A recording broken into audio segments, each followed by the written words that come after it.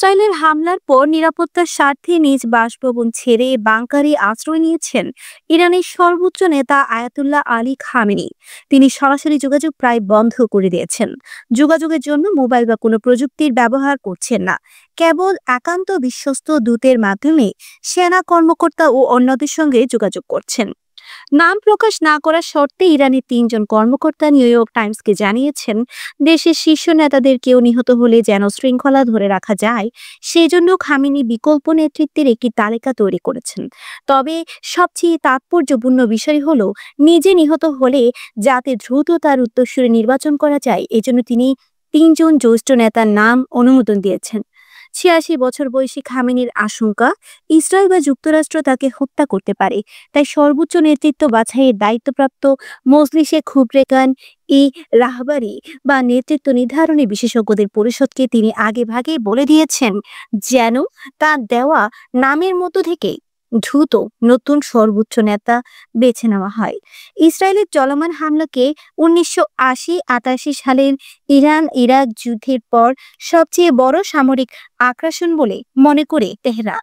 ১৩ June ভোররাত থেকে শুরু হওয়া হামলায় এরই মধ্যে রাজধানী তেহরানে যে ক্ষয়ক্ষতি হয়েছে তা ওই ৮ বছরে যুদ্ধেও হয়নি।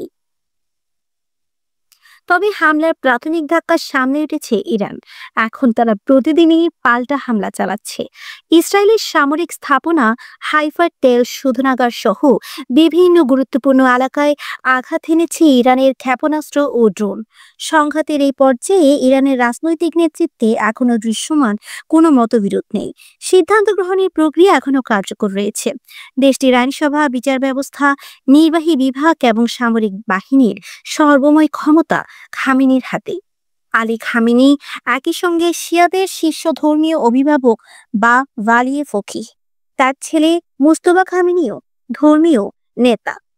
খামেনি একই সঙ্গে শিয়াদের শীর্ষ ধর্মীয় অভিভাবক বা ওয়ালিয়ে ফকিহ।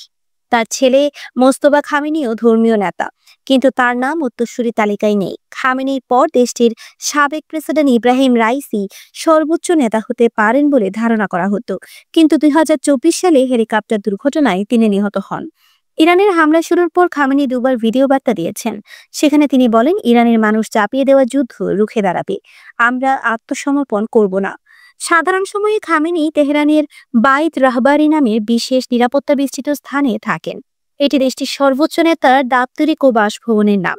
বিশেষ উপলক্ষ ছাড়া তিনি এখান থেকে বের হন না। সামরিক বা রাজনৈতিক নেতারা প্রতি সপ্তাহে সেখানে গিয়ে তার সঙ্গে বৈঠক করেন। জনগণের উদ্দেশ্যে দেওয়া তার ভাষণও সেখান থেকে প্রচার করা হয়। ইরানি কর্মকর্তাদের মতে, যুদ্ধ চলছে দুটো ফ্রন্টে। একটি ফ্রন্ট আকাশপথ, ইসরায়েল ইরানের সেনাঘাঁটি, পরমাণু স্থাপনা, জ্বালানি বিদ্যুৎ কেন্দ্র সহ বিভিন্ন স্থানে আঘাত হানছে। এইসব কিছুর অধিকাংশই ঘন বসতিপূর্ণ এলাকায়। এখনো পর্যন্ত একাধিক শীর্ষ সেনা কমান্ডার হারিয়েছে ইরান। দ্বিতীয় ফ্রন্ট আরও জটিল, যা ইরানের অভ্যন্তরে। বিশাল ভূখণ্ডে দেশটিতে ছড়িয়ে থাকা ইসরায়েলি গুপ্তচর ও দূষররা ড্রোনের মাধ্যমে বিদ্যুৎ কেন্দ্র ও সামরিক স্থাপনায় হামলা চালাচ্ছে। শীর্ষ নিরাপত্তা ও গোয়েন্দা মহলে এই অনুপ্রবেশের সংখ্যা এতটাই বেড়েছে যে খোদ আয়াতুল্লাহ খামেনিও উদ্বিগ্ন। ইরানি পার্লামেন্টের স্পিকার গালিবাফের উপদেষ্টা মাহাদি মোহাম্মদি এক অডিও বার্তায় বলেছেন, আমাদের নিরাপত্তা ও গোয়েন্দা ব্যবস্থায় বড় ধরনের ফাঁক ছিল, এটি অস্বীকার করার সুযোগ নেই। ১ ঘন্টার মধ্যে আমাদের শীর্ষ কমান্ডাররা নিহত হয়েছেন। মাহাদি আরো বলেন, আমাদের সবচেয়ে বড় ব্যর্থতা হলো ইসরায়েলের হামলার আগে তারা দীর্ঘদিন ধরে যে প্রস্তুতি নিয়েছে সেই খবর আমরা পাইনি।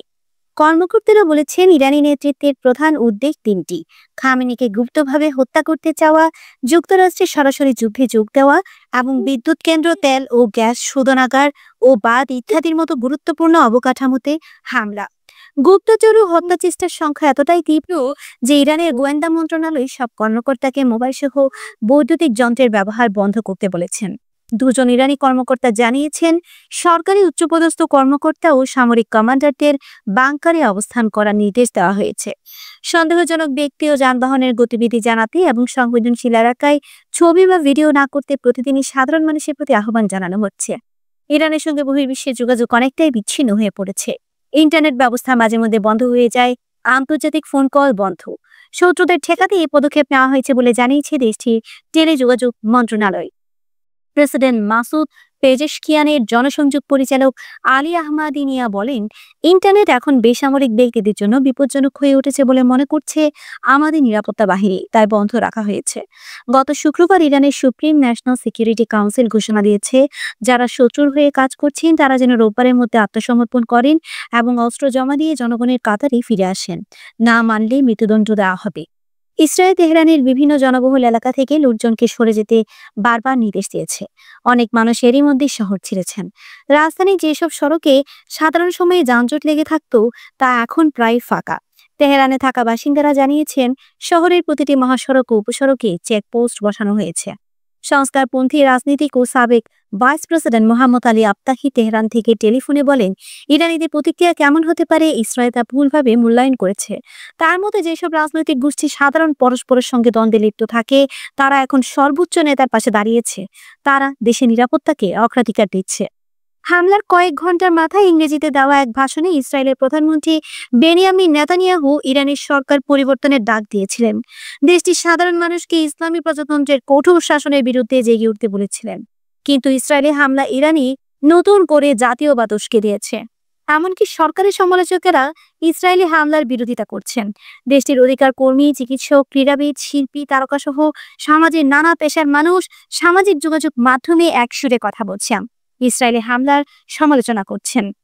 ইরানের জাতীয় ফুটবল দলের খেলোয়াড় সাইদ এজাতুল্লাহি সামাজিক যোগাযোগ মাধ্যমে লিখেছেন, আমরা পরিবারের মতো, সবসময় একমত হই না ঠিকই, কিন্তু ইরানের মাটি আমাদের চূড়ান্ত সীমা। ইরানের গণমাধ্যম ও সামাজিক যোগাযোগ মাধ্যমের ভিডিওতে দেখা গেছে তেহরান ছেড়ে যাওয়া মানুষের জন্য হোটেল, গেস্ট হাউস ও বিয়েবাড়ি খোলা রাখা হয়েছে। বিনা খরচে তাদের থাকতে দেওয়া হচ্ছে। মনোরোগ বিশেষজ্ঞরা বিনামূল্যে অনলাইন সেবা দিচ্ছেন। দোকানে ছাড় চলছে। রুটির দোকানে মানুষ নিজের প্রয়োজনের চেয়ে কম রুটি কিনছেন, যাতে সবাই রুটি পায়। স্বেচ্ছাসেবকেরা বয়স্ক ও প্রতিবন্ধীদের খোঁজ খবর নিচ্ছেন। কাস্পিয়ান সাগরের পাশে আশ্রয় নেওয়া রেজা নামের এক ব্যবসায়ী টেলিফোনে নিউ ইয়র্ক টাইমসকে বলেন, আমরা দারুণ এক শহরই দেখতে পাচ্ছি, ভয় পাচ্ছি, কিন্তু পাশাপাশি একে অপরকে সাহস ও ভালোবাসা দিচ্ছি। শান্তিতে নোবেলজয়ী অধিকার কর্মী নার্গিস মোহাম্মদীকে বারবার কারাবার বন্দী করা হয়েছিল। উদ্ধত পরিস্থিতিতে তিনিও ইসরায়েলি হামলার বিপক্ষে দাঁড়িয়েছেন।